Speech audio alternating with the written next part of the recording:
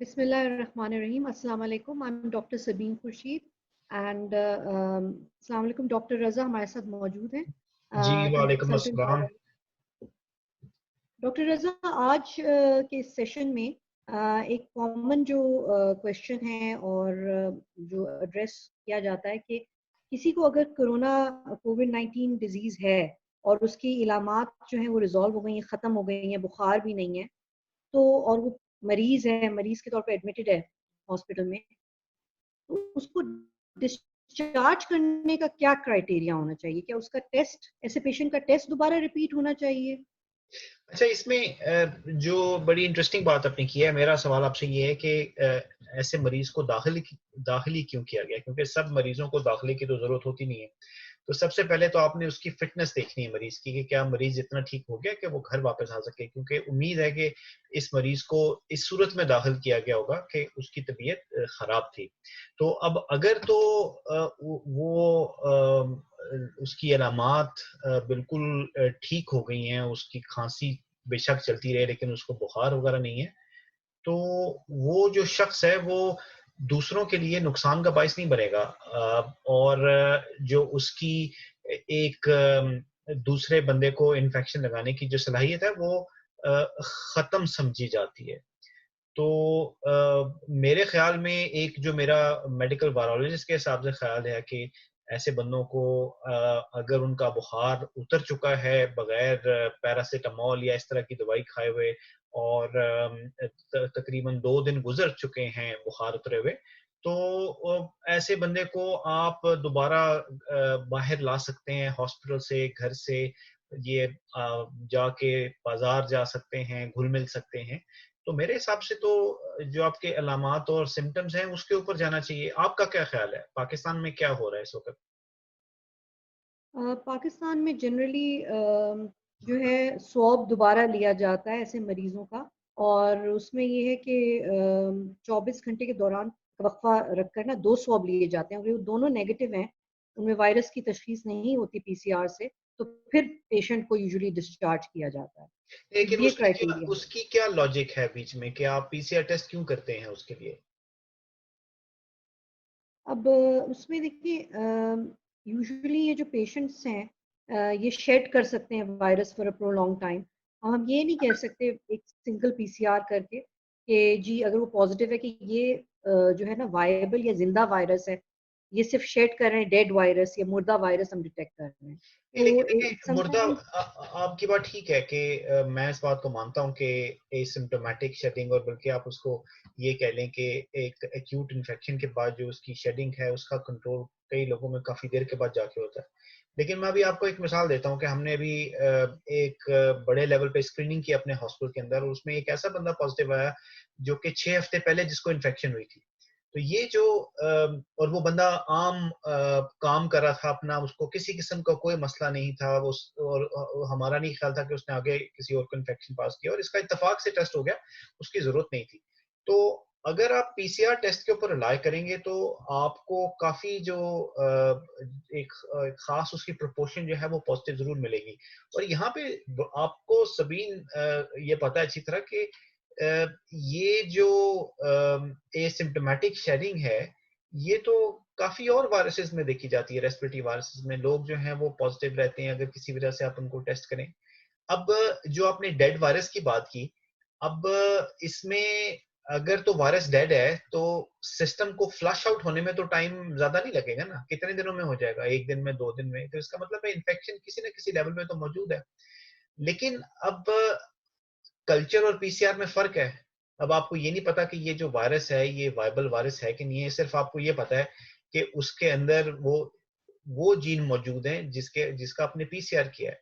क्या वो virus remnant है जो कि प्रोटीन मुकम्मल नहीं बना रहे और जो मुकम्मल तौर पे इन्फेक्शियस फॉर्म में वायरस बाहर नहीं निकल रहा, तो उसके बारे में तो कुछ नहीं कहा जा सकता, क्योंकि आप इनका अगर कल्चर भी करेंगे तो कल्चर तो इतना सेंसिटिव होता ही नहीं है। तो इसलिए हमारी कोशिश तो ये होती है कि इस बहस में हम पड़े ही ना, क्योंकि हमारा ये ख्याल है कि अगर वायरस थोड़ी मिकदार में मौजूद भी होगा, अगर मरीज को खांसी, नज़ला या इस तरह की शिकायत नहीं है, तो उसको वायरस को बाहर निकलने के लिए जो है वो काफ़ी तरद्दुद करना पड़ेगा और वो इन्फेक्शन का बायस बनने का चांस कम है। तो मेरा तो ये ख़्याल है, आप क्या कहती हैं? मेरा भी यही ख्याल है, मैं एग्री करती हूँ आपके साथ, क्योंकि अगर आप रिपीटेडली मतलब टेस्टिंग करेंगे तो ये भी देखा गया है कुछ लैब्स में और कुछ पेशेंट्स कि जी लो लेवल इनडिटर्मिनेट रिजल्ट्स भी आते हैं आफ्टर रिकवरी के बाद। जब टेस्ट रिपीट किया जाए तो काफ़ी जो पीसीआर का टेस्ट है वो कंक्लूसिव रिजल्ट आपको नहीं उसमें मिल रहा होगा। और डिसीजन बेसिकली आपने डिसीजन एक लेना है, क्लिनिकल डिसीजन, कि आया पेशेंट को आपने क्लिनिकली भी देखना है कि वो रिकवर हो गया है। सिर्फ टेस्ट को जो है ना इंटरप्रेट करके उसके बेसिस पे पेशेंट को होल्ड कर लेना हॉस्पिटल में, एक एक्स्ट्रा बेड ऑक्यूपाई कर लेना, ये रिसोर्सेज के ऊपर बर्डन भी हो सकता है। नहीं, और तो दूसरी बात है कि क्लिनिकल असेसमेंट। हॉस्पिटल की तो जिस तरह मैंने पहले बात की, तो हॉस्पिटल की तो हो सकता है ना ज़रूरत ना हो। अगर आपने आइसोलेशन वार्ड के तौर पे उसको रखना है, तो आप ये भी तो कर सकते हैं ना कि आप अपनी सोसाइटी के अंदर इस चीज़ को डेवलप करें कि आप घरों के अंदर लोगों को रखें। क्योंकि देखें, पाकिस्तान में इस वक़्त आज 2 मई का दिन है और ज़्यादा केसों की तादाद ज़्यादा नहीं है और अभी जो है ना इस हालात मैनेजेबल हैं। यहाँ पे यूके के अंदर, इटली के अंदर और उन जगहों पे जहाँ पे चाइना जैसे हालात नहीं हुए लेकिन फिर भी काफ़ी ज़्यादा केस देखे गए, उसमें इन लोगों को मैनेज करना, इतनी तादाद में मरीज़ों को देखभाल करना वो बड़ा मुश्किल काम हो गया था।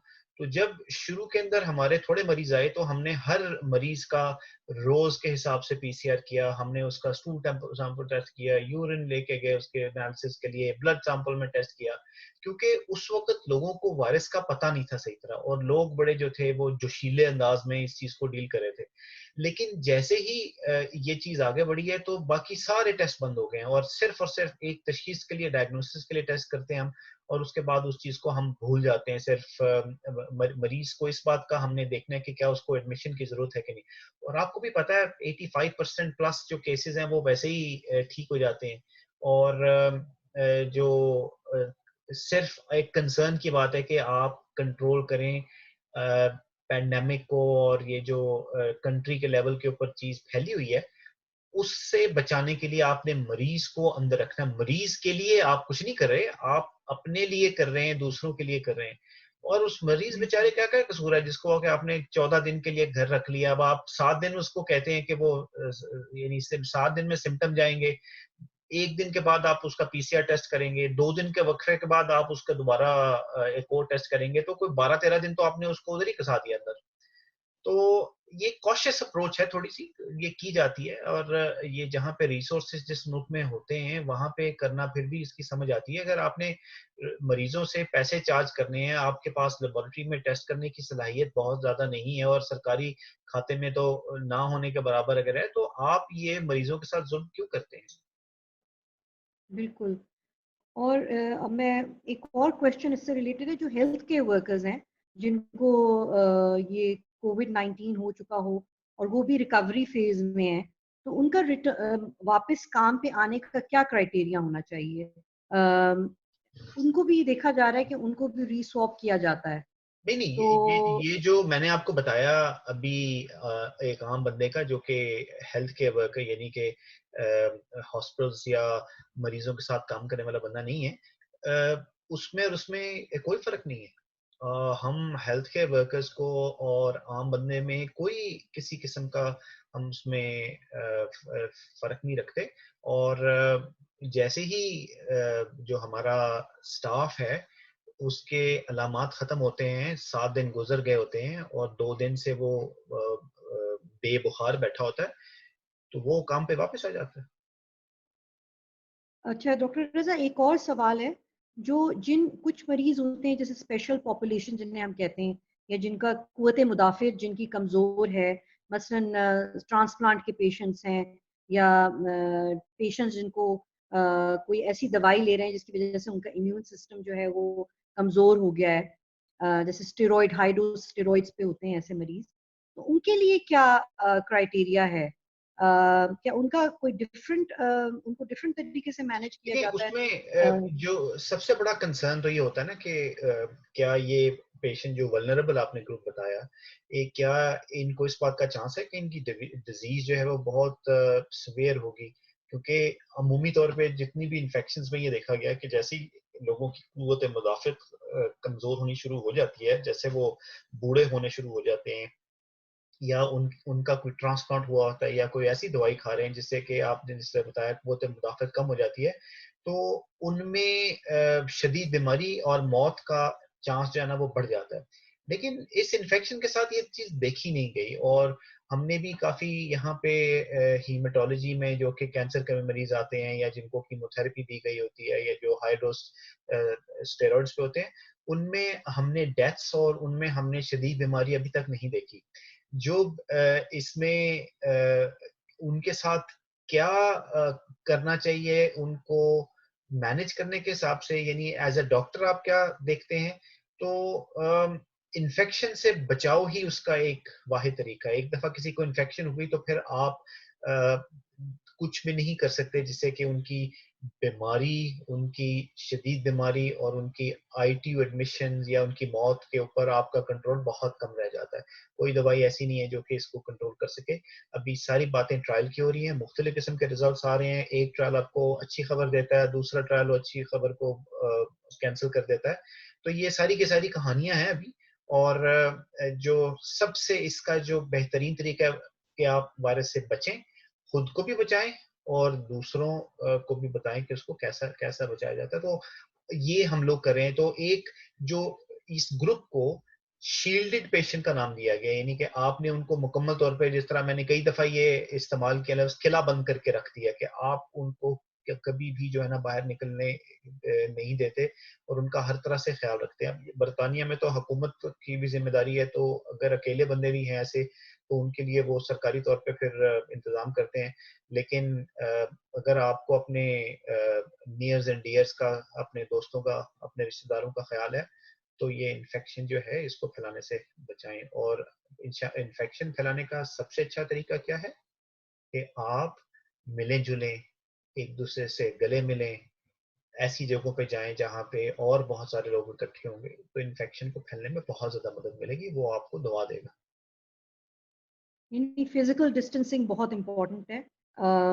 और ये जो है ना इन वल्नरेबल ग्रुप्स को प्रोटेक्ट करने के लिए इनका एक्सपोजर ना हो इन्फेक्टेड पेशेंट्स के साथ।